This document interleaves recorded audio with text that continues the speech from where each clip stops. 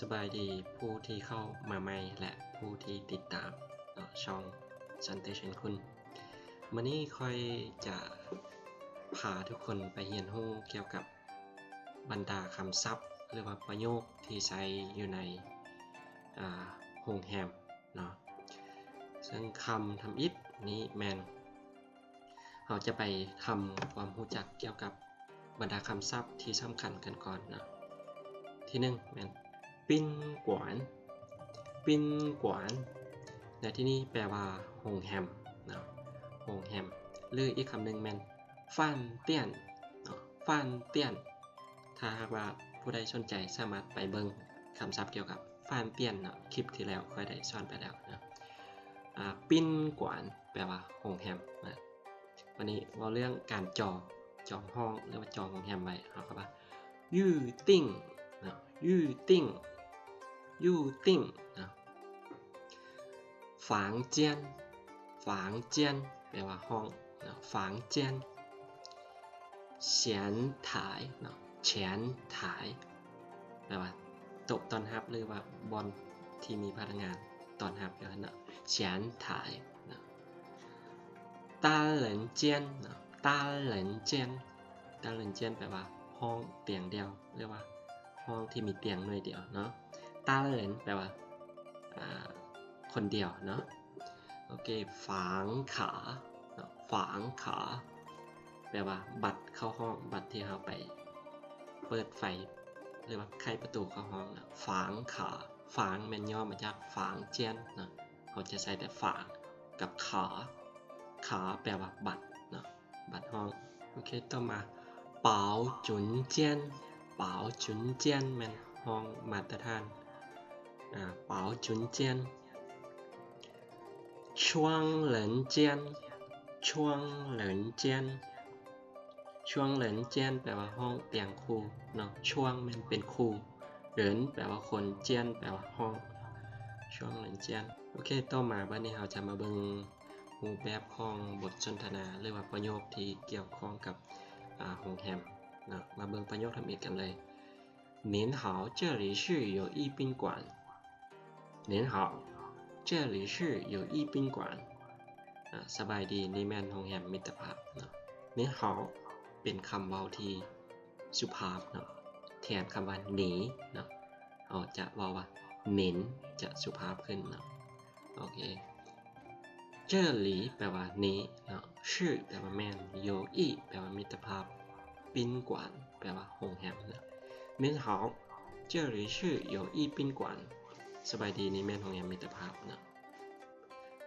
อันนี้จะเป็นประโยคที่พนักงานต้อนรับจะเว้ากับแขกที่เข้ามาเนาะ请问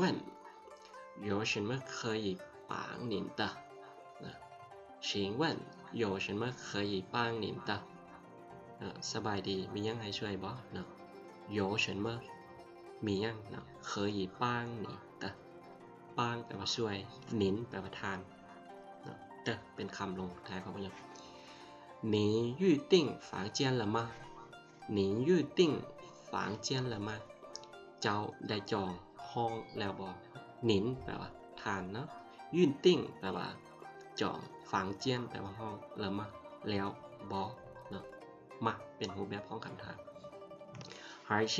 没定เนาะ还是没定还是แปลว่าหรือว่า没แปลว่าบ่นะ没定ก็คือคำที่ย่อเข้าจากยื่นติ้งนะ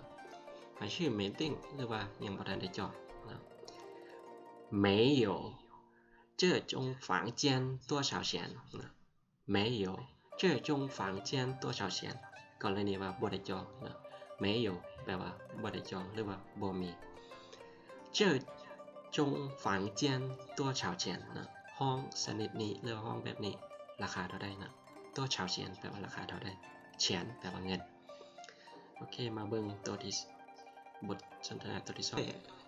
上个星期我订了一个房间对上个星期我订了一个房间对แปลว่าแม่นแล้ว上个星期อาทิตย์แล้วเนาะ星期แปลว่าอาทิตย์上个อาทิตย์แล้วเนาะ我订了ค่อยได้จองแล้วอีเกอร์ฝางเจียนเนาะ1 ห้องอีเกอร์แมนคำบอกลักษณะนามจำนวน1เนาะโอเค您是大卫订了一个房间27号到30号离开是吗เนาะอันนี้แปลว่าเจ้าแม่นเดวิดจองไว้วันที่27เข้าพักแล้ววันที่30เช็คเอาท์แมนบอชื่อมาเนี่ยที่นี่แปลว่าแมนบอเป็นคำถามได้เวลาเราใช้วันที่เราจะใช้ว่า how เนาะ how เต้าแมน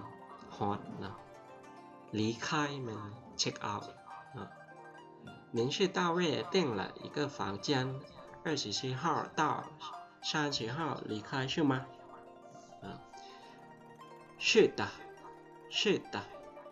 แปลว่าแมนแล้วโอเค好的我需要1000你的个人信息好的我需要1000你的个人信息好的แปลว่าโอเค我需要ค่อยข้อเนาะค่อยข้อหรือว่าค่อยต้องการ1000你的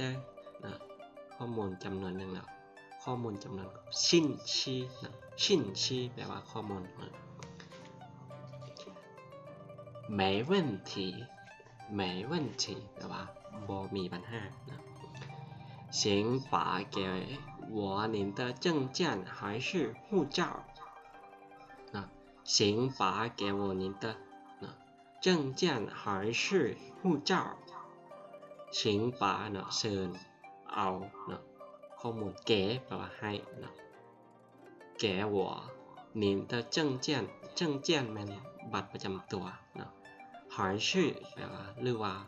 ฮู้เจ้าฮู้เจ้าแมนพาสปอร์ตนะให้เราเอาพาสปอร์ตฮู้เจ้าหรือว่า证件นะเราจะให้พนักงานครับว่า好的给您พร้อมทางยื่นให้นะ好的给您นี่ให้เจ้า谢谢您的房间在2楼3号这是您的房卡请跟我来วันนี้พนักงานจะว่าขอบใจนะ谢谢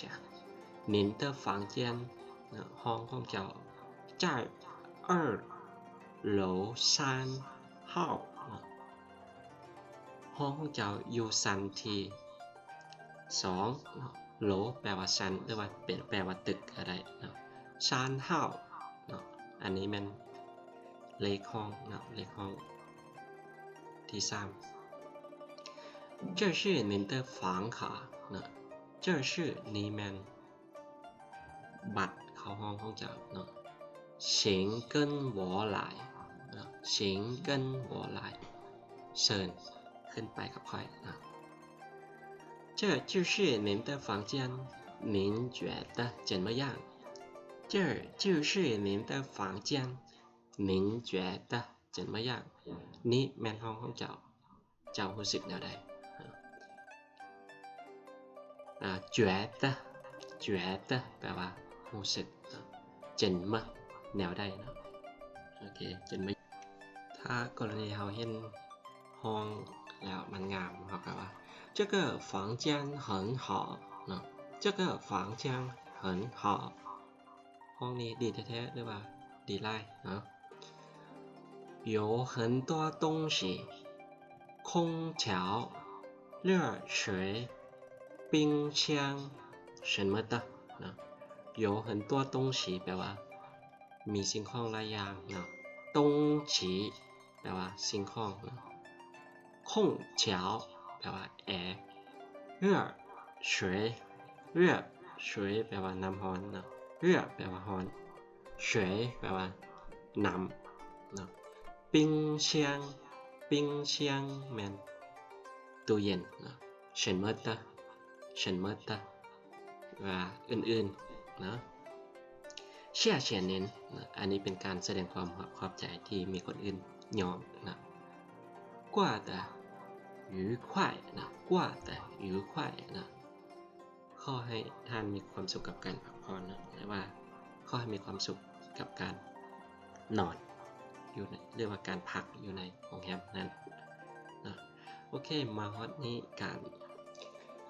สอนของข่อยก็ที่ว่าหมดเพียงเท่านี้นะอย่าลืมกดไลค์กดแชร์ให้ได้นะขอบใจบายบายใจเจียน